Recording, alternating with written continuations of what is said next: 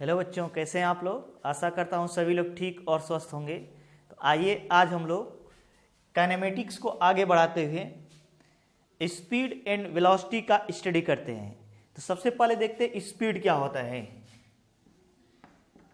Speed तो time के साथ डिस्टेंस में जो रेट ऑफ चेंज होता है, टाइम के रिस्पेक्ट में डिस्टेंस में जो रेट ऑफ चेंज होता है उसी को क्या बोलते हैं, speed. Rate of change in distance with time is called as speed. और जो स्पीड होता है उसको दो टर्म में रिप्रेजेंट करते हैं। किस किस टर्म में? एक होता है एवरेज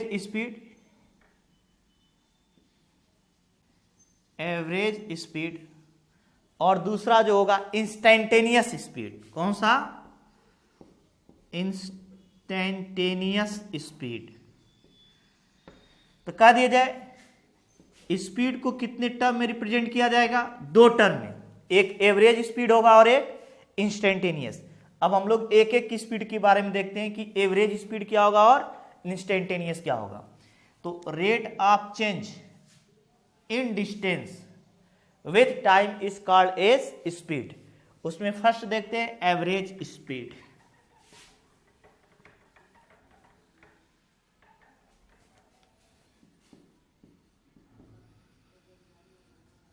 एवरेज स्पीड।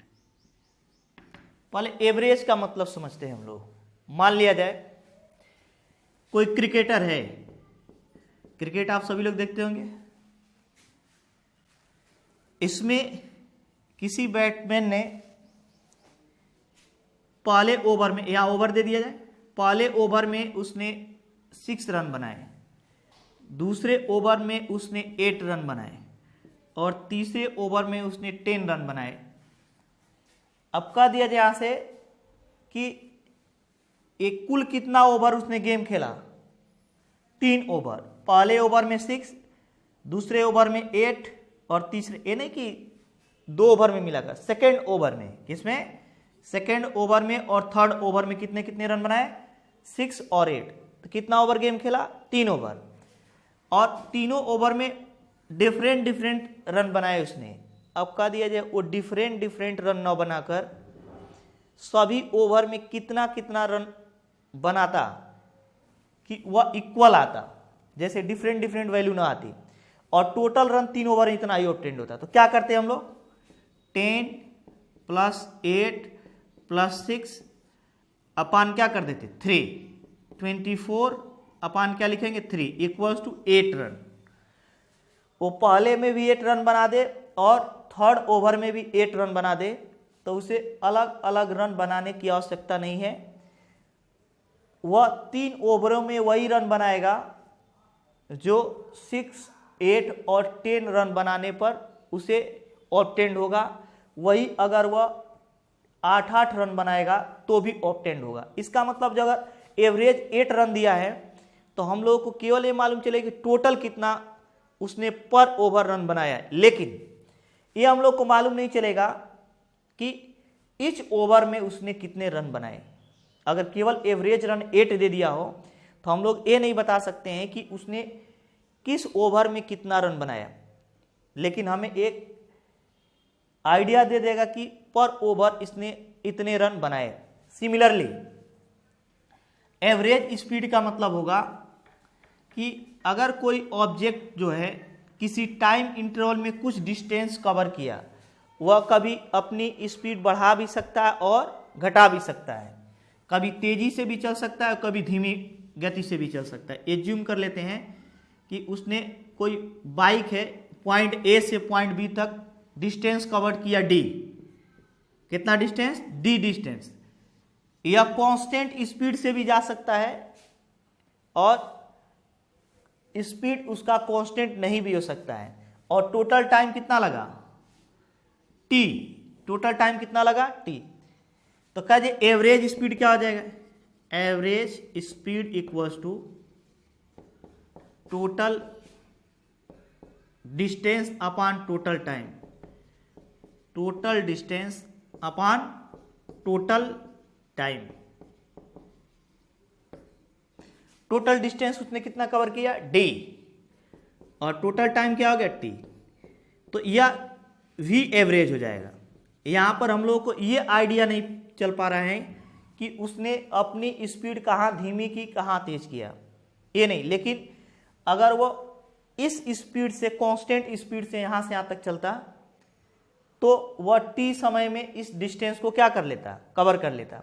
लेकिन इसमें कहीं v एवरेज में कहीं उसकी स्पीड ज़्यादा रही होगी, कहीं धीमी रही होगी। अब हम लोग देखते हैं कि मान लिया जाए कि कई डिस्टेंस कवर किया डिफरेंट डिफरेंट टाइम में, क्या किया, डिफरेंट डिफरेंट टाइम में कई डिस्टेंस कवर किए। तो अभी हम लोग ए पॉइंट में क्या लिखेंगे, एज्यूम कर लेते हैं यहाँ पे ए पॉइंट है और यहाँ पर बी पॉइंट है। अका दे D1 डिस्टेंस, D1 डिस्टेंस उसने कवर किया T1 टाइम में, नेक्स्ट D2 डिस्टेंस कवर किया T2 टाइम में, नेक्स्ट D3 डिस्टेंस कवर किया T3 टाइम में। कहिए उसकी एवरेज स्पीड क्या होगी, average speed, average speed equals to total distance upon total time, total distance upon total time, यही फॉर्मूला रहेगा। टोटल डिस्टेंस कितना है, D1 plus D2 plus D3, D1 plus D2 plus D3 upon total time क्या है, T1 plus T2 plus T3, T1 plus T2 plus T3। अब हम लोग ऐसा भी हो सकता है कि ये सब क्वेश्चंस के रूप में पूछे जा सकते हैं कि T1 समय तक वह V1 स्पीड से चला, कितने स्पीड से चला, V1 स्पीड से। T2 समय तक वह V2 स्पीड से चला और T3 समय तक उसने V3 स्पीड से डिस्टेंस कवर किया। स्पीड यहाँ पे गिवन है, कहीं कहीं पर स्पीड को यस से भी दिखाया गया, लेकिन हम लोग V से ही दिखा रहे हैं क्योंकि ये वेलोसिटी का मैग्नीट्यूड होता है, इंस्टेंटेनियस वेलोसिटी का मैग्नीट्यूड ही अभी आगे पढ़ेंगे हम लोग इंस्टेंटेनियस स्पीड होगा। तो यहाँ पे कहा दिया जाए T1 टाइम तक वह V1 स्पीड से चला, T2 टाइम तक V2 स्पीड से चला, T3 टाइम तक V3 स्पीड से चला, तो उसका एवरेज स्पीड क्या होगा। तो हम लोग फॉर्मूला क्या होता है, V average equal to total distance upon total time, total distance upon total time. लेकिन यहां पर टोटल डिस्टेंस हमें मालूम ही नहीं है, टाइम तो टोटल मालूम है लेकिन टोटल डिस्टेंस नहीं मालूम है। तो क्या करेंगे, सबसे पहले हम लोग डिस्टेंस फाइंड कर लें। तो यहां से हम लोग जानते हैं डिस्टेंस इक्वल टू क्या हो जाएगा, speed into time, speed into time.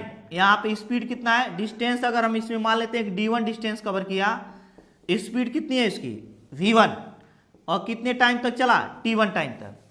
तो अगर हमें स्पीड दिया है, टाइम दिया है, तो यहाँ से यहाँ तक कितना डिस्टेंस कवर किया, V1 इंटू T1, इसमें कितना डिस्टेंस कवर किया होगा, V2 इंटू T2, इसमें कितना डिस्टेंस कवर किया होगा, V3 इंटू T3। तो टोटल टाइम यहाँ पे जो ऑब्टेंड हो जाएगा V1 T1 plus V2 T2 plus V3 T3 अपान टोटल जो टाइम हो जाएगा T1 plus T2 plus T3, T1 plus T2 plus T3।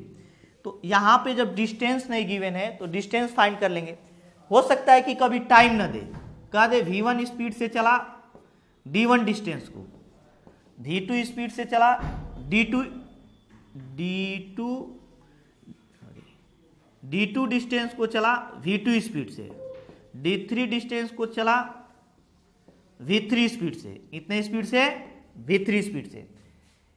तो अगर कह दे अब इसका एवरेज स्पीड बताइए, तो एवरेज स्पीड कैसे बताएंगे, सबसे पहले हम लोग फाइंड कर लेंगे कि टोटल टाइम कितना, क्योंकि total distance upon total time, ये फॉर्मूला जरूर यूज करेंगे हमेशा एवरेज स्पीड में। लेकिन हमें टोटल डिस्टेंस तो मालूम है D1 plus D2 plus D3, time नहीं मालूम है। तो टाइम यहां से फाइंड कर लेंगे हम लोग। टाइम इक्वल टू क्या हो जाएगा, टाइम इक्वल टू हो जाएगा distance upon speed, time equal to क्या आ जाएगा, डिस्टेंस अपॉन स्पीड।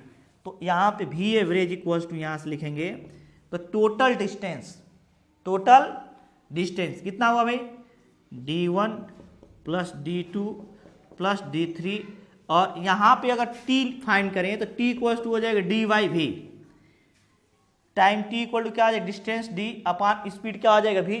तो इसमें कितना टाइम लगा, जैसे यहाँ dy v है तो इसमें d1 बाई v1 टाइम लगा होगा, तो d1 बाई v1, इसमें कितना टाइम लगा होगा, d2 बाई v2, क्या लगा होगा, d2 बाई v2, और इसमें कितना टाइम लगा होगा, d3 by v3।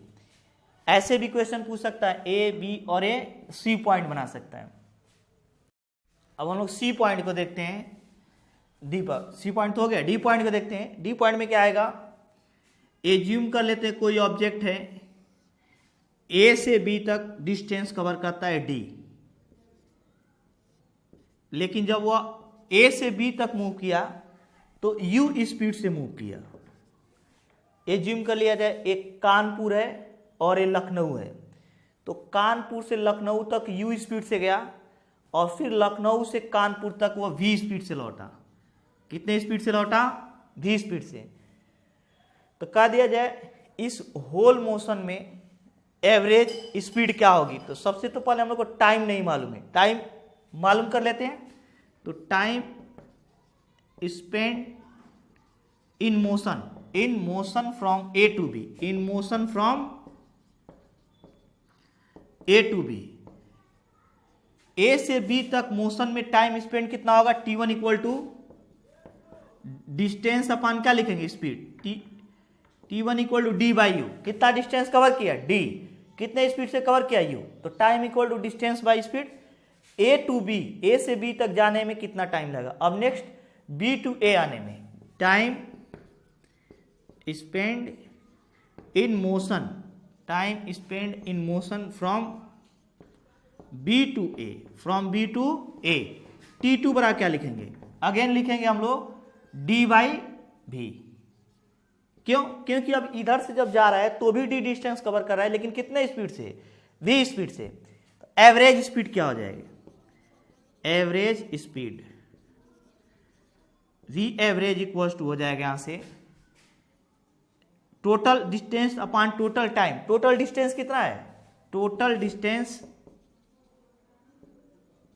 Distance upon total time, total distance upon total time, total time.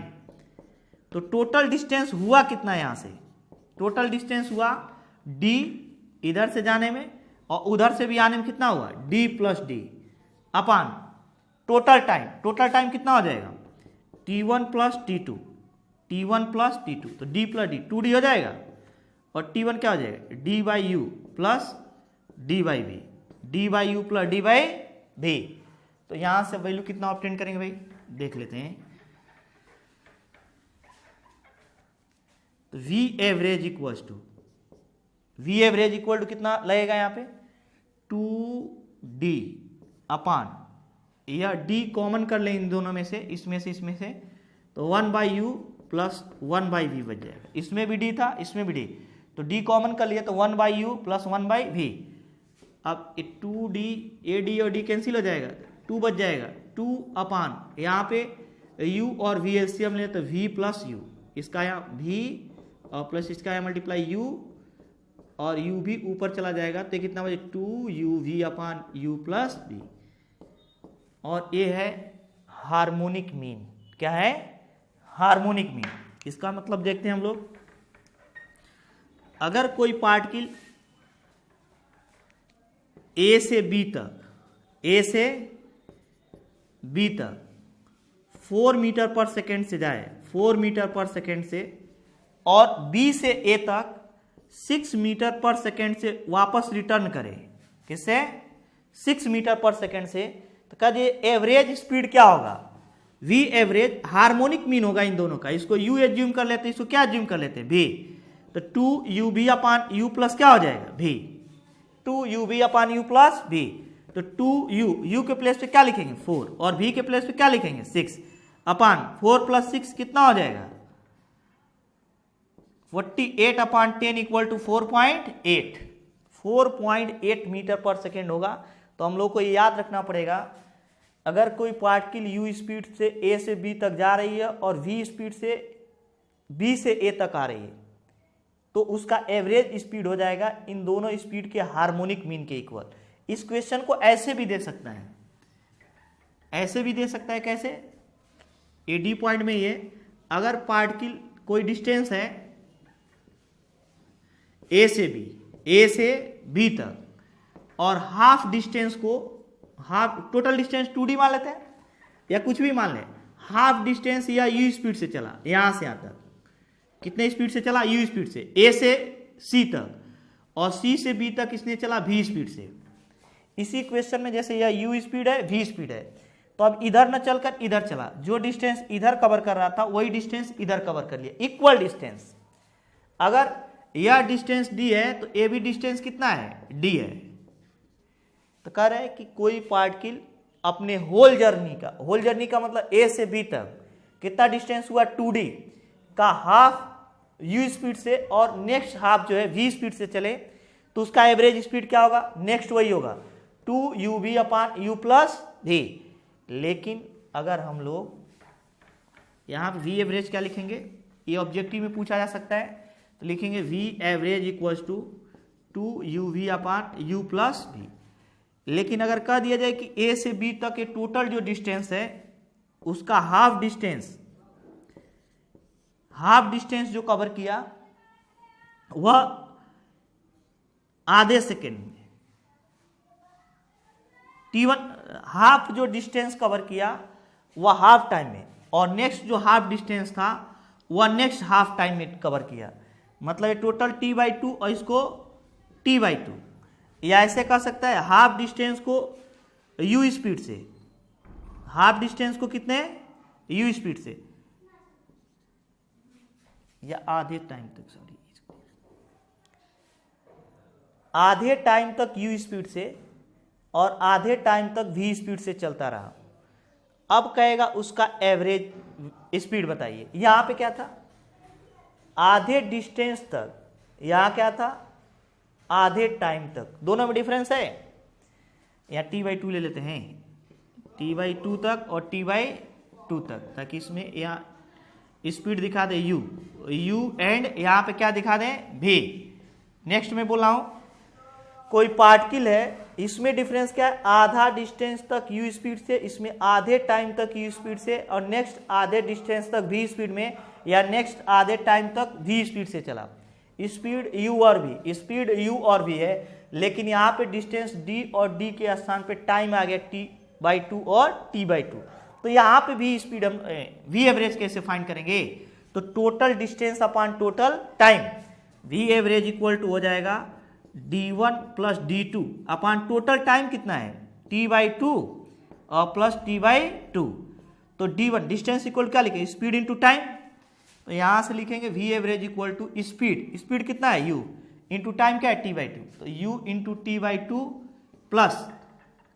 t/2 plus इसमें v into t/2, v into क्या लिखेंगे? t/2 अपॉन यहां पे लिखेंगे तो t/2 प्लस t/2 क्या हो जाएगा? t हो जाएगा। इन दोनों में से कॉमन क्या है? t/2। तो t/2 को जब कॉमन कर लेंगे तो यहाँ पे u प्लस v बच जाएगा, यहाँ पे क्या बचेगा? t और t कैंसिल हो जाएगा, तो v एवरेज इक्वल टू हो जाएगा u प्लस v/2। दोनों आंसर में बहुत डिफरेंस है। यह हार्मोनिक मीन है। कौन सा मीन है? Harmonic mean. और ये कौन सा मीन है भाई? ये अर्थमेटिकल मीन है। एरिथमेटिकल मीन जो हम लोग सिंपल पढ़ते हैं एवरेज है।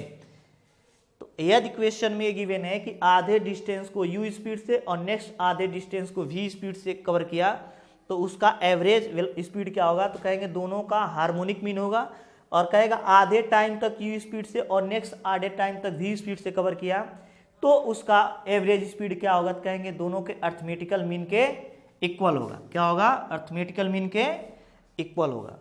तो ऐसे हम लोग एवरेज स्पीड को फाइंड कर सकते हैं। बहुत सारे कंडीशंस और भी दे सकते हैं इसमें।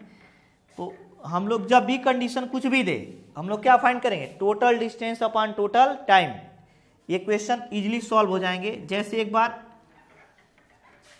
IIT में क्वेश्चन पूछा गया है कंपटीशन में कि अगर मान लिया, जैसे इसमें दो कंडीशन, अभी तक हम एक एक सिंपल कंडीशन लिए थे। क्वेश्चन दिया था कि एक पार्टिकल है जो ए से कहां तक मूव कर रहा है, बी तक, ए से बी तक मूव किया, आधे टाइम तक, आधा टाइम का मतलब t/2, इधर ब्रेक कर लेते हैं, आधे टाइम तक वह u स्पीड से चला। कितने स्पीड से चला? u स्पीड से। तो t/2 टाइम इधर ब्रेक हो गया, t/2 टाइम इधर ब्रेक हो गया। ये कंपटीशन का क्वेश्चन है। अब कहा कि ये जो डिस्टेंस बचेगा उसका आधा पोर्शन, एज्यूम कर लेते हैं d2 है, टोटल डिस्टेंस कितना है? d2। कहा कि आधा जो पोर्शन है मतलब d2/2, और जो नेक्स्ट आधा पोर्शन है उसको डिफरेंट स्पीड से कवर किया, इसको v1 से, इसको v2 से। मैं अगेन रिपीट कर रहा हूं, यहां पे t/2 और t/2, पहले टाइम को ब्रेक करके इस टाइम को छोड़ दिया, इस टाइम को दो भागों में ब्रेक कर दिया, कह दिया जो डिस्टेंस बचेगा उसका आधा डिस्टेंस v1 स्पीड से और नेक्स्ट आधे डिस्टेंस को v2 स्पीड से कवर किया इसने। तो कहेगा कि अब फाइंड कीजिए v एवरेज क्या होगा। क्या? v average. तो v एवरेज फाइंड करने का तरीका क्या होता है? Total distance upon total time. तो टोटल डिस्टेंस हम लोग को यहाँ पे इसको एज्यूम कर लेते हैं d1, लेकिन जो एज्यूम करेंगे वो तो गिवन नहीं रहेगा, जो आंसर लाएंगे वो किसके टर्म में लाएंगे? u, v1 और v2, केवल एक गिवन रहेगा। ये टाइम भी नहीं दिया है, टाइम तो हम अपनी तरफ से माने हैं क्योंकि क्वेश्चन में देगा कि हाफ टाइम तक u स्पीड से चला, टाइम नहीं गिवन है, और नेक्स्ट हाफ डिस्टेंस को v1 स्पीड से और उसके नेक्स्ट हाफ डिस्टेंस को v2 स्पीड से, मतलब जो ये बचा इसका हाफ कर दिया जाए तो इसको v1 से और v2 से। अब एवरेज स्पीड फाइंड करने का तरीका क्या है? इसके और इसके टर्म में ही रिप्रेजेंट कर पाएंगे, क्योंकि t, d1 और d2 तो हम लोग एज्यूम किए हैं। तो सबसे पहले इसको फाइंड कर लेते हैं, डिस्टेंस d1 इक्वल टू जो वेरिएबल है उसको फाइंड कर लेते हैं। डिस्टेंस इक्वल क्या लेते हैं? Speed into time. तो स्पीड क्या है? u इंटू टाइम क्या है? t/2 इंटू टी, तो ut/2, ut क्या हो जाएगा? 2। नेक्स्ट हम लोग क्या करते हैं, अब यहां पर लड़ा जाते हैं, ये d/2 और ये d/2 दोनों इक्वल है, तो d2/2 इक्वल्स टू, ये d2 का मतलब क्या हुआ? स्पीड इंटू इसमें जो टाइम लगेगा, इसमें टाइम हमको मालूम है नहीं, एज्यूम कर लेते कि इसमें टाइम t1 लगा, इस डिस्टेंस को कहा, इसमें भी टाइम नहीं मालूम, इसको एज्यूम कर लेते t2 लगा। t1 और t2 तो हमें नहीं मालूम है, लेकिन t1 प्लस t2 t/2 के क्या होगा? इक्वल, क्योंकि इसी टाइम के तो इक्वल होगा टोटल है। तो t1 प्लस t2, एक इक्वेशन यहां से भी बन जाएगा, t1 plus t2 equals to हो जाएगा t/2, t क्या हो जाएगा? 2 हो जाएगा। देखिए इसे इक्वेशन नंबर फर्स्ट, इसे इक्वेशन नंबर सेकेंड। नेक्स्ट या d2/2 है, d2/2 equals to speed into time v1 t1, और ये भी d/2 है, d/2 इक्वल टू क्या लिख देंगे इसको? v2 t2, v2 into t2। तो यहां से ये क्या इक्वेशन में d2/2 equal to v1 t1 equal to v2 t2, या d2 इक्वल टू 2 का सब में मल्टीप्लाई कर देते हैं, तो d2 इक्वल्स टू यहां से ऑब्टेंड हो जाएगा 2 से इसमें भी मल्टीप्लाई, इसमें भी, इसमें भी, 2 से मल्टीप्लाई करें 2 कैंसिल हो जाएगा, 2v1 t1 equal to 2v2 t2 हो जाएगा। क्या हो जाएगा? v2 t2। अब t1 और t2 में रिलेशन फाइंड कर लेते हैं। कैसे? इस इक्वेशन और इस इक्वेशन के हेल्प से। तो यहां से हम लोग लिख सकते हैं 2v1 t1 इक्वल्स टू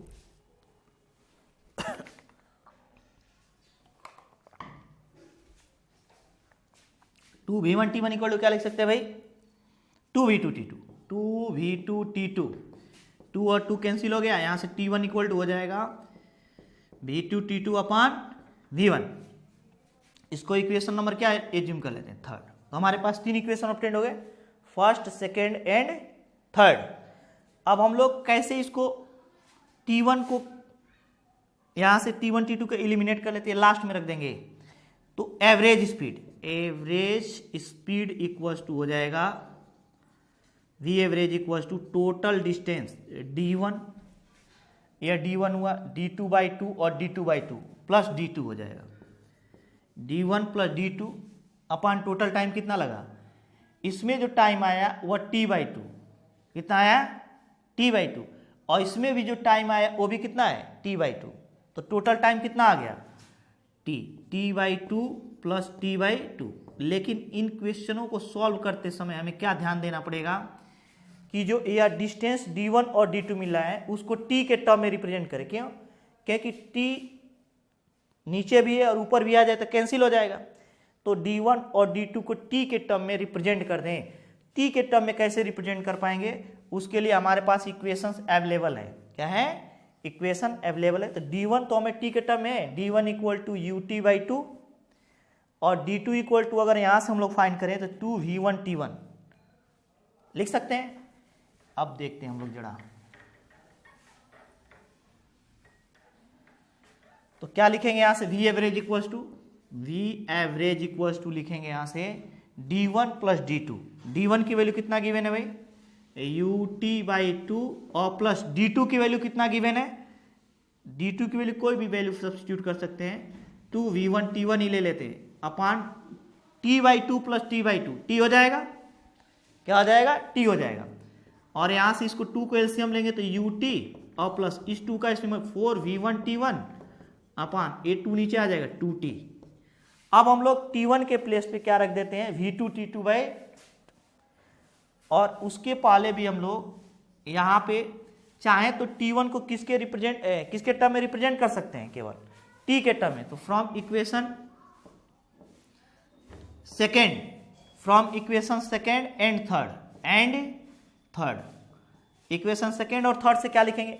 सबसे पहले t1 के प्लेस पे एक t1 plus t2 equals to क्या है? t by to, t by क्या है? 2।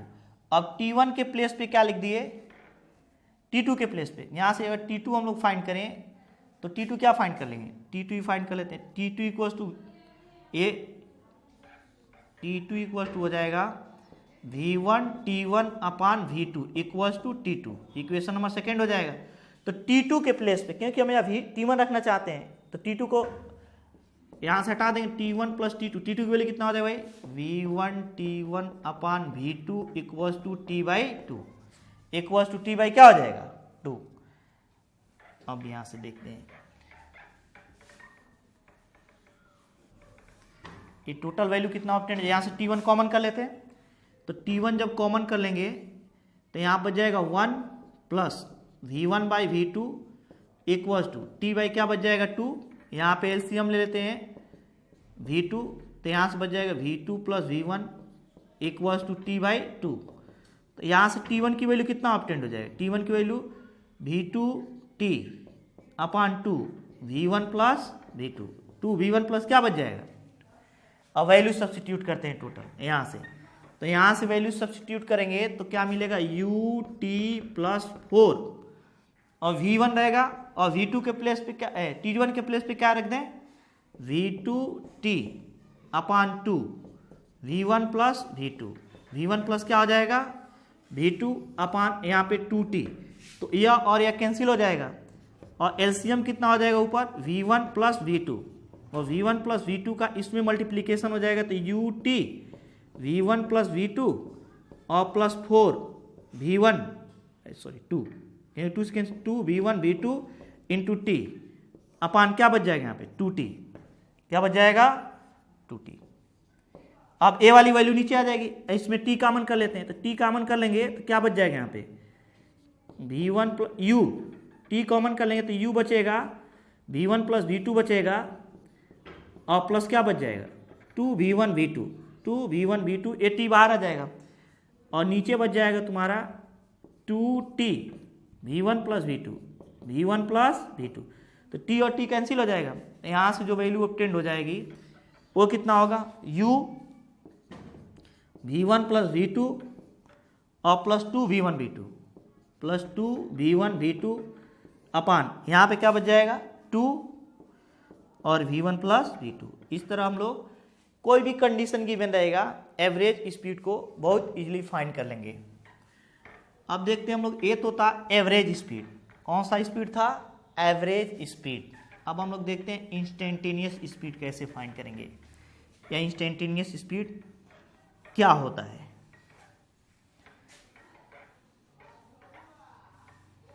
Average speed and instantaneous speed. Second, instantaneous speed. ये क्या होगा भाई, किसी भी इंस्टेंट पर किसी पार्टिकल के स्पीड को इंस्टेंटेनियस स्पीड कहते हैं। फॉर एग्जांपल अभी हम लोग लिए थे, जैसे ए से बी तक कोई पार्टिकल जा रहा था, तो एवरेज फाइंड करने के लिए हम लोग क्या कर रहे थे, एवरेज स्पीड फाइंड करने के लिए total distance upon total time कर देते थे, रेशियो आ जाता था। लेकिन उसमें हमको ये नहीं मालूम चल रहा था कि कहाँ पे स्पीड कम है कहाँ पे अधिक है। अगर एवरी इंस्टेंट्स पे यहाँ पर स्पीड देखा जाए, यहाँ पे किसी एक पार्टिकुलर इंस्टेंट पे अगर स्पीड देखा जाए तो उसे बोलेंगे इंस्टेंटेनियस स्पीड। क्या बोलेंगे, इसका मतलब जो हम लोग वी एवरेज लिख रहे थे उसको डी अपान क्या लिख रहे थे, टी लिख रहे थे, उसे delta X upon delta T भी लिख सकते हैं। अगर एज्यूम कर लें कि डेल्टा एक्स डिस्टेंस कवर किया गया कितने टाइम में, डेल्टा टी टाइम में, कितने टाइम में, डेल्टा टी टाइम में, तो यहां से जो वी एवरेज लिख रहे थे वो डेल्टा एक्स अपान क्या आ जाएगा, डेल्टा टी, क्या आ जाएगा, delta X upon delta T. लेकिन उसमें टाइम इंटरवल कितना और बड़ा हो सकता था। अगर इस टाइम इंटरवल को एक इंस्टेंट बना दिया जाए, मतलब इसको लगभग जीरो, तो उसे बोलेंगे वी इंस्टेंटेनियस। तो वी इंस्टेंटेनियस का मतलब होगा, ये हम लोग जब एप्लीकेशन ऑफ डेरिवेटिव पढ़ रहे थे फिजिक्स के लिए, उसमें इसका डिस्कशन किया गया है। एक बार मैं अगेन रिपीट कर रहा हूं, कहीं पर भी अगर वी एवरेज दिया हो और इंस्टेंटेनियस फाइंड करना हो तो इस टाइम को जीरो बनाना पड़ता है, बहुत छोटे टाइम इंटरवल के लिए, लगभग अप्रोक्सीमेटली कितना हो जाएगा, जीरो। तो लिमिट लेना पड़ता है। LIM का मतलब लिमिट होता है, इसको शॉर्ट में क्या लिखते हैं, LIM। तो लिखेंगे limit delta T tends to zero delta X upon delta T. और बोले थे जैसे ही ये डेल्टा लिमिट हटेगा वैसे ही डेल्टा डी में चेंज हो जाएगा, D X upon D T. ऐसे ही मान लिया जाए अगर अभी अगर यहाँ पे ए एवरेज दिया हो, अभी हम लोग पढ़ेंगे आगे, A average equals to given हो delta V upon delta T, और हमको फाइंड करना हो ए इंस्टेंटेनियस, तो लिखेंगे A instantaneous equal to limit delta T. Again इस टाइम को क्या बनाना पड़ेगा, अप्रोक्सीमेटली इक्वल्स टू जीरो, और डेल्टा एक्स अपान क्या करेंगे, डेल्टा टी इक्वल टू क्या लिखेंगे, D X upon D T, D X upon क्या लिखेंगे, डी टी। नेक्स्ट अगर लिखें ए इंस्टेंटेनियस, पी इंस्टेंटेनियस लिखता है delta W upon delta T, delta W upon delta T. P average, अगर पी इंस्टेंटेनियस लिखना हो तो लिखेंगे limit delta T tends to zero, जो भी पी एवरेज है उसकी लिमिटिंग वैल्यू लेंगे, delta W upon delta T. Delta W जैसे ही लिमिट हो गया, डेल्टा किस में बदल जाएगा, डी में, डी डब्ल्यू अपान क्या आ जाएगा, डी टी, डी डब्ल्यू अपान क्या आ जाएगा, डी टी। तो कहीं पर भी अगर एवरेज वैल्यू गिवन हो और इंस्टेंटेनियस वैल्यू फाइंड करना हो तो हमें लिमिटिंग वैल्यू लेनी पड़ेगी। कौन सी वैल्यू लेनी पड़ेगी, लिमिटिंग वैल्यू। तो यहाँ से इंस्टेंटेनियस का मतलब क्या हुआ, किसी भी पार्टिकुलर इंस्टेंट पर अगर स्पीड को फाइंड किया जाए तो उसे इंस्टेंटेनियस स्पीड कहते हैं। यदि average speed delta X upon delta T हो तो instantaneous speed delta X upon delta T होगा। अब हम लोग देखते हैं कि अगर ग्राफ गिवन हो, डिस्टेंस और टाइम का ग्राफ गिवन हो, तो इंस्टेंटेनियस और एवरेज स्पीड कैसे फाइंड करेंगे। यहाँ पे डिस्टेंस गिवन है, डिस्टेंस, और यहाँ पे दिया है टाइम, डिस्टेंस एंड टाइम, और कोई ग्राफ गिवन हो, और कह दिया जाए ए, यहाँ पे पार्टिकल ए है, ए पर टाइम t1 है, और यहाँ तक जाते जाते b हो गया, b पर टाइम क्या हो गया, t2, और a पर जो डिस्टेंस है वह है x1, डिस्टेंस क्या है, x1, और b पर जाते जाते डिस्टेंस कितना हो गया, x2। यह a पॉइंट है और ये कौन सा पॉइंट b है। अब कह दीजिए एवरेज स्पीड फाइंड कीजिए, क्या, एवरेज स्पीड। तो एवरेज स्पीड हम लोग फाइंड कैसे करेंगे, average speed equal to total distance upon total time. तो टोटल डिस्टेंस कितना कवर किया है यहां से यहां तक जाने में उसने, x1 से x2 तक हो गया, मतलब x2 माइनस x1, और टोटल टाइम कितना कवर किया, यहाँ पे मान लिया 5 सेकेंड, यहाँ पे 7, तो 7 माइनस 5 मतलब t2 minus t1, t2 minus t1। तो ऐसे हम लोग ग्राफ से क्या फाइंड कर लेंगे, एवरेज स्पीड। ग्राफ किसका होना चाहिए, डिस्टेंस और टाइम का। लेकिन इंस्टेंटेनियस स्पीड कैसे फाइंड करेंगे? इंस्टेंटेनियस स्पीड का मतलब होता है स्लोप। क्या होता है? अगर डिस्टेंस और टाइम का ग्राफ गिवन है और किसी पार्टिकुलर पॉइंट पर अगर हमें इंस्टेंटेनियस स्पीड फाइंड करना है तो यह डेल्टा टी क्या करना पड़ेगा? घटाते घटाते जीरो लाना पड़ेगा। डेल्टा टी थोड़ा और कम करें, यहाँ पे आ जाए तो ये दोनों यह पॉइंट यहाँ पे और यह पॉइंट यहाँ पे आ जाएगा। T1 यहाँ पे आ गया, T2 यहाँ पे आ गया। अब क्या किए? और भी छोटा कर दिए T1 T2 को, एकदम यहाँ पे दोनों को लगभग मिला दिए तो यह दोनों पॉइंट एक ही पॉइंट पे आ जाएगा, तो एक इंस्टेंट पर हो जाएगा।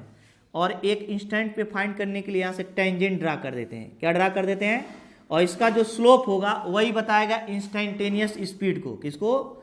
Instantaneous speed. क्या? Instantaneous speed. कैसे फाइंड करेंगे भाई? अगर हमें डिस्टेंस टाइम ग्राफ गिवन हो और इंस्टेंटेनियस स्पीड फाइंड करनी हो किसी भी पार्टिकुलर पॉइंट पे, तो वहां पे टेंजेंट ड्रा करते हैं। क्या ड्रा करते हैं? टेंजेंट। और टेंजेंट का जो स्लोप होगा वही बताएगा इंस्टेंटेनियस स्पीड को। तो 8 पॉइंट ए या टाइम कोई भी दे देगा, टी एज्यूम कर ले, T dash 8 time T dash instantaneous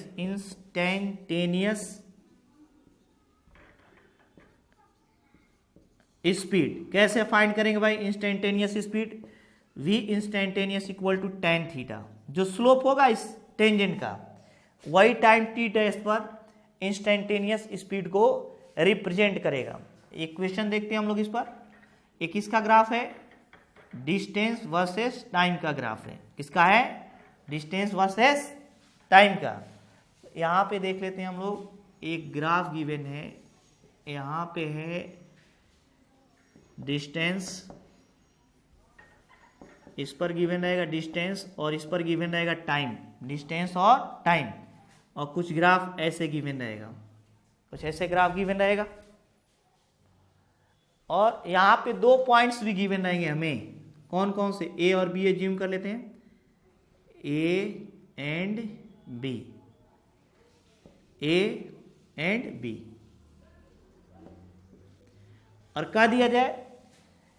यहाँ का जो पॉइंट है वो है 2 सेकेंड और यहाँ पे 4 सेकेंड। ये सेकेंड में गिवन है और ये मीटर में गिवन है। ये है 10 और ए कितना है? 25 या 24 ले लिया जाए।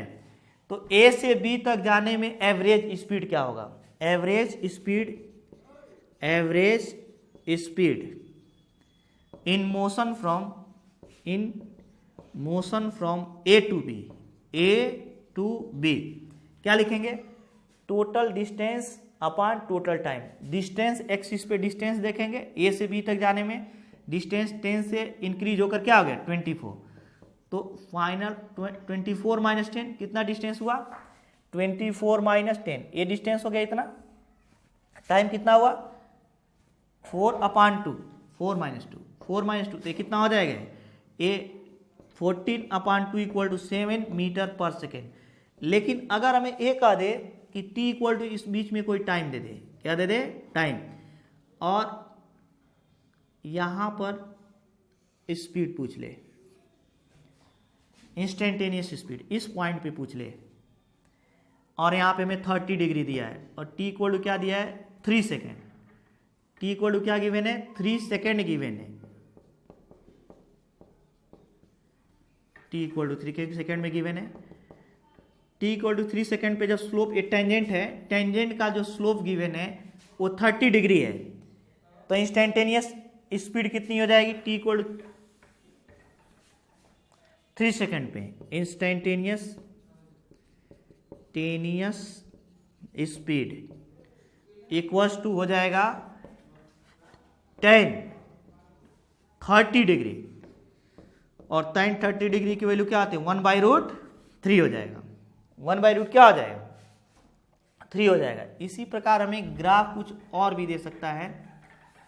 अभी जब हम लोग डिस्टेंस का स्टडी कर लेंगे, डिस्प्लेसमेंट का, तो हम लोग कंबाइन ग्राफ देंगे, डिस्प्लेसमेंट और टाइम ग्राफ या पोजीशन और टाइम ग्राफ। तो उसमें हम लोग अगेन डिस्टेंस को फाइंड करना सीखेंगे। अभी हम लोग का डिस्टेंस खत्म नहीं हुआ, जब तक काइनेमेटिक्स नहीं खत्म हो जाएगा तब तक डिस्टेंस और डिस्प्लेसमेंट आते रहेंगे।